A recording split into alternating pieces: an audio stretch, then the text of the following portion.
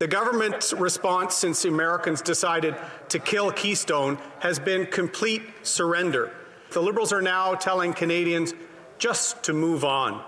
Is this the kind of mail-it-in effort from this Prime Minister we're going to get when hundreds of thousands of Canadians are worried about their economic future? It's a new year, but the same problems for Justin Trudeau's Liberal Party as Parliament returns. Opposition members wanted answers from the PM over the cancellation of the Keystone XL pipeline and what his party is doing to bring more vaccines to Canada. The past 4 years were characterized by this government consistently standing up for Canadians right across the country, whether it be protecting supply management, whether it be protecting the cultural exemption, whether it be protecting our steel and aluminum workers. Opposition members contend the federal government's vaccine contract with Pfizer is a bum deal. For months, the federal government has said Canada's vaccine portfolio is among the best in the world, but this week, Pfizer will deliver no doses to Canada due to work at its European plant. Canada, on average, needs to be administering roughly 2 million doses per week to meet this goal.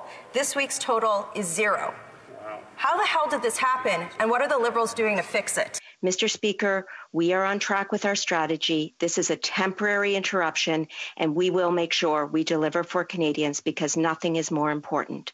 Trudeau was also criticized for insufficient background checks on Governor General Julie Payette, who's now resigned over workplace bullying allegations. There was also serious concern over the possibility of a federal election, something the Prime Minister was quick to dismiss. Now, why is this Prime Minister spending time preparing for an election when he should be spending all of his time protecting Canadians by making sure everyone has access to a vaccine? I'll allow the leader of the NDP to talk about elections all he wants. Our focus is on delivering for Canadians and supporting Canadians through the tragedies and the incredible heroics we're seeing on display right across the country from our frontline workers. Meanwhile, Canada's upper house sees a change as Senator Lynn Beyak has announced her resignation.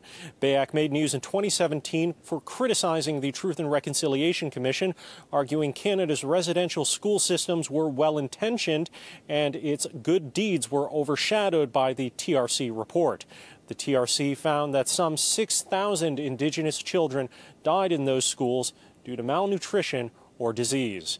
In Ottawa, Xiaoli Li, City News.